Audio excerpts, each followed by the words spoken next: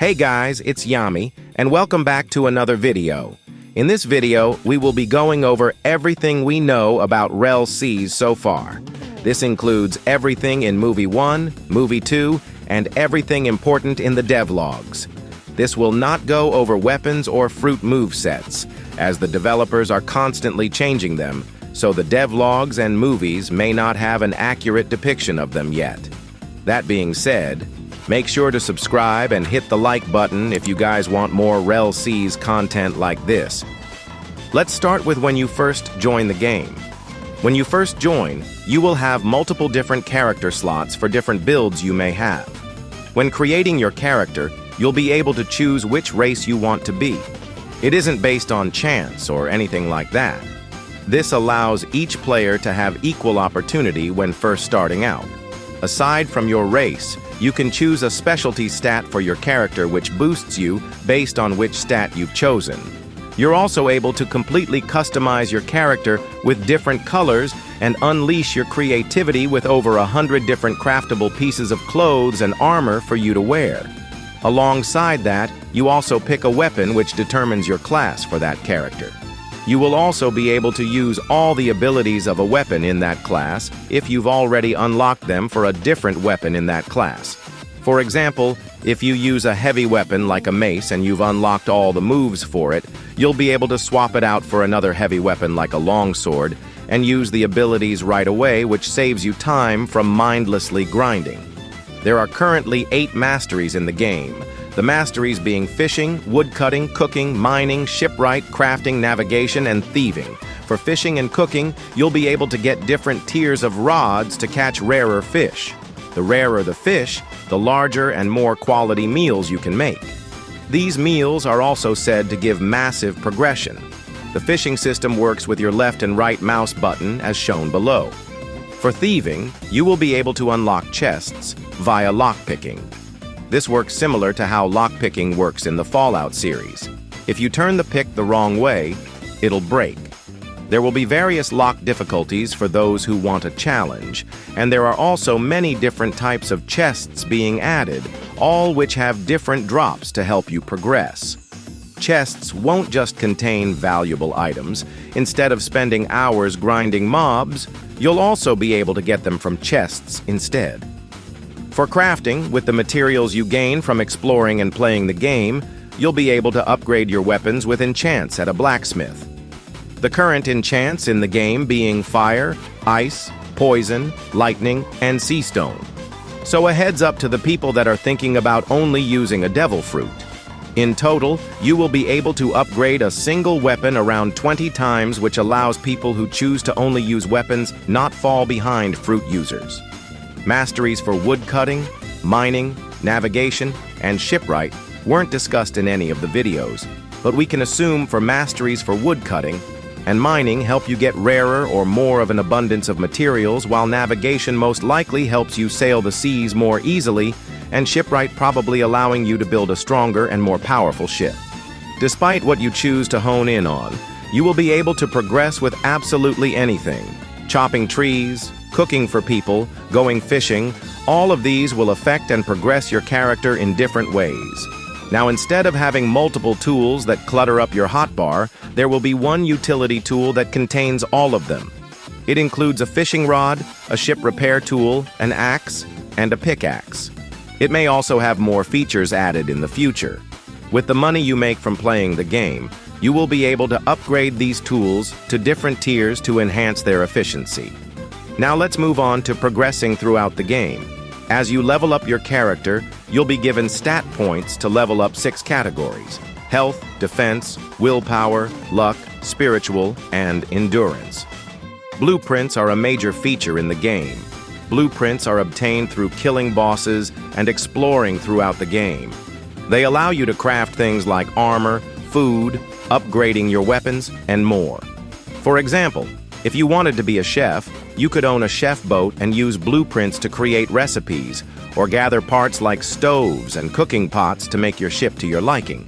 And if you so choose, this could be your sole method of progressing throughout the game. If you'd like to be more of a merchant player, then you're in luck because there will be a whole market system where players will be able to buy goods and services from each other. If you wanted to simply be a merchant who sells items to people, you could do that to progress as well. This game will have many mounts you can obtain. These help you traverse the terrain of the map with ease. You'll be able to obtain them through buying them, trading them, or as drops from bosses. You're also able to attack with the mounts, although it hasn't been shown just yet. Let's get into how combat works now. You will be able to build your own combat system with 3 interchangeable components, or as it's called in-game, posters, which you can choose to create your own unique fighting style. The 3 categories of posters are Fierce, which are your fighting skills, Tactic, which are defensive skills, and Agile, which is pretty self-explanatory. You can learn those interchangeable skills through the talent system and through the 40 crews in the game, which we'll talk about later. Geppo jumps will have a maximum of 3 and will have omnidirectional movement, meaning it isn't limited to just boosting you upwards. While fighting, dashing left and right will have iframes, while dashing forwards and backwards won't. The iframe dashes and the forwards and backwards dashes also have their separate cooldowns as well. For movement, you aren't able to run backwards using A, S, and D. You can only run forwards using W with A and D. Parrying is a key component in the game. There will be 2 ways to parry people in combat. Right-clicking is a simple parry which knocks the opponent back, while the other way to parry is after attacking enough, you can charge up your Q parry. Q allows you to parry someone and then immediately follow up with attacks. Your Q ability isn't exclusively for parrying though. If you use it alone, it dashes in corresponding distance to the type of weapon you're using.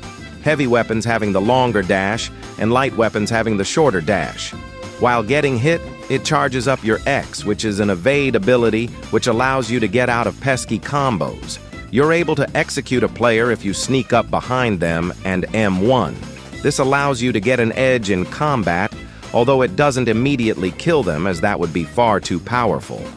Another mechanic PvP has is called Quick Draw, which allows you to quickly switch between weapons during fighting to perform powerful combos.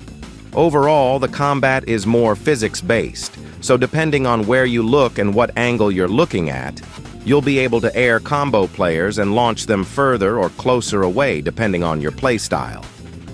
Some more miscellaneous info is that each M1 is unique in their own way. Using heavy attacks on the ground remains horizontal, but using it in the air lets you control directional movement in the air. There's also a ground slam if you use your heavy in mid-air. The E ability is a block breaker that dashes, but it slows down the closer you are to the enemy, allowing them more of a chance to parry you. Keyframe restrictions were also removed for weapon and melee M1s. I know we haven't talked about fruits, but there really isn't much to talk about. The devs are trying to make fighting as fair as possible. For example, they said every zone fruit will have a ranged ability to make it fair compared to other fruits. Now for the next mechanic, which is something I've been wanting to get into, is boat customization. You will be able to customize your boat in many different ways using blueprints. To edit your boat, you go to a dock, click M, and tap on the boat icon, which spawns it. There are currently 3 ship types in the game: sloops, caravels, and galleons. Sloops being the smallest, and galleons being the largest. Ships have a ton of room for customization, whether you want a defensive ship, an offensive ship, or even a ship with a battering ram on it. There are many different stats for boats like cannon count, speed, turn speed, and more. Accessories you put on your boat can help determine these factors. You can not only customize the color of your boat, but the material too. Boats even have accessories like motors, different types of cannons like heavy cannons and burst cannons, and more. These all give you different advantages while you're out on the sea. Defeating bosses can also drop figureheads to put on your boat to stylize it even further. Spawning your boat isn't like other games. You use your ship in a bottle item and click the C and your ship comes out from a whirlpool. Now isn't that sick as hell? You are able to get NPC crew members from events that help you out on your ship, like firing cannons for you and more. When you land on an island and anchor your ship, this locks your ship so other players won't be able to steal it from you while you're gone. If you forget to anchor your ship, someone can take it. You aren't able to despawn it, so you'd have to track that player down and take it from them. Talk about brutal, am I right? Fighting on ships has its own unique fighting mechanic. You will be able to have hand-to-hand combat on moving ships without worrying about being knocked off from the movement of the ship. Driving your ship can be very dangerous, so you'd better make sure you're careful. There will be different zones out on the sea. For example, tsunami zones, which are extremely dangerous to sail through. Stormy zones, which aren't as bad. And sinkholes, which if your boat gets stuck in one, you can kiss it goodbye. It is said by the developers that devil fruits will never be able to overpower boat combat, and that they never want fruits to overpower boats. They don't want devil fruits to be the main point of sea travel, which is why they've focused and spent so much time on ships. For battling with your boat out on the sea, you can stand by a cannon to shoot that specific one, but if you drive the boat at the helm, you'll be able to control all of them and decide which side of cannons to shoot at a time. Ships will have hit markers, where if you keep hitting the same spots over and over with cannonballs, it'll deal multiplied damage and take down your enemy's ships faster. The first multiplier is yellow, which is a 1 times damage multiplier, orange, which is 2 times, and red, which is a 3 times damage multiplier. Ships won't be limited to just cannons, though. They will have special abilities like chain shots that stun enemy ships, allowing you to board them. They also have mortar shots, which is basically like an artillery shot, which hits ships from above and is more precise. Now, if you're looking to be a pirate and you want to have your own crew, you'll be able to make a crew with a unique name in the game. No 2 crew names will be alike. You'll also be able to upload your own logo for your crew. On the flip side, if you don't already have a crew logo, the game has their own logo creator, which you'll be able to create your own unique Jolly Roger with features and colors to your liking. You'll also be able to apply your crew colors to your clothes, which is a neat addition. Now let's dive into what the decks are and the current islands we know about so far. In the game, Impel Down will be called Hades Asylum. It has a fully functional elevator system, and each floor has its own unique biomes, game modes, and puzzles. Marines will be able to escort or release you to or from the prison, and high-ranking Marines are even able to operate the elevator system. For the jail system, there are 3 levels to being in jail. The first level is waiting, the second level is mining, and the third level is Impel Down. Attacking NPCs in the game alerts the Marines that they'll arrest you and put you into prison camps to go mining. If you're a Marine, you can talk to an NPC, which will be able to give you different ranks. For higher ranks like Admiral, though, you have to talk directly with the world government to achieve that rank. Another island the developers are working on is Dressrosa, which is extremely similar to the anime, having the Colosseum and everything. They also made Relatier, which is a take on Barati in one piece.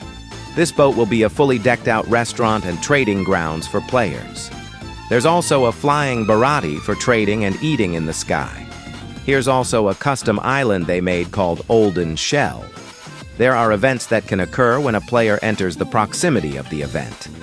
Some events even being randomized in certain parts of the map. The Adventure Dex shows the quality of life on certain islands. The quality of life dictates where certain events might happen. Alongside the Adventure Dex, there's a Fishing Dex which holds a list of the fish you've caught. There's also a Recipe Dex which has all the meals you've learned to make from blueprints. It also gives you XP and money for them. Lastly, there's the Craftsman Dex, which is everything material related you've collected. Now we're going to discuss some cool mechanics and features in the game. Like I was talking about earlier, there are over 40 pirate crews in-game, each with their own unique lore, bosses, and events. You'll be able to build relationships with these people, which will dictate future actions and events with them. If you encounter 2 of these factions fighting, who you choose to side with or not side with anyone at all will affect your character's build and progression. Some in-game events we know about so far are camp events, pirate dock events, war events, raid event docks, and village raid events. There are also sea events such as cargo ship protections, cruise ship wars, ghost ship events, marine warship events that spawn different admirals, legendary ship events, sea beast hunt events, and sea beast battle events. The devs also told us there will be underwater sea events, although it's still a work in progress. You'll be able to use a submarine to navigate underwater and do underwater quests. Submarines are advanced, having a regular movement mode and a battle mode. They're also equipped with machine guns and sonars to fend off whoever or whatever may be after you in the depths. We also know that the sea will have 7 levels of depths in it, all of them having harder and harder enemies the further you descend. You'll be able to explore it in your submarine, or if you like more of an open environment, you can explore it with diving gear. RELL Seas will have a tax system in the game. There will be property and boat taxes. Being taxed is a part of in-game progression, and a failure to do so will put a bounty on your head. While you're exploring through the game, most bosses you'll fight have 2 stages, but some of the more advanced ones have 3 stages, making them a lot more difficult since their attack patterns change more. Here is what an in-game boss fight will look like.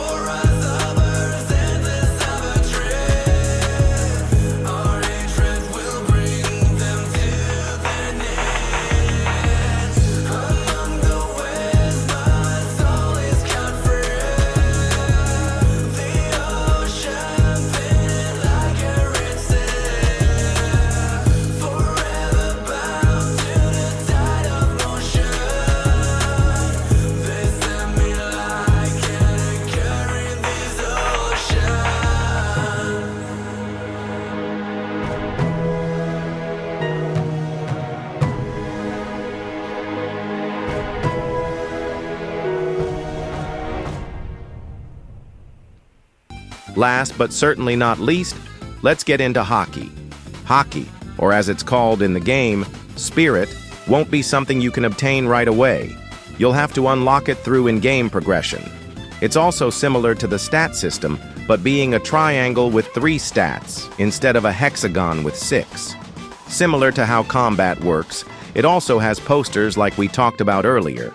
You're able to choose which posters you can use that are to your liking to customize your own Haki abilities.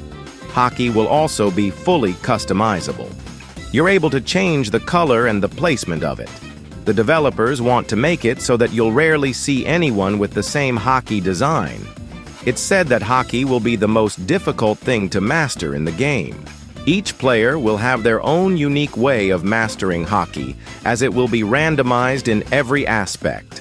When someone with overwhelming strength approaches an island, you'll be able to sense their presence as a warning. Observation Haki abilities are named after world-renowned geniuses. Conqueror Haki abilities are named after famous conquerors, and armament abilities are named after famous knights.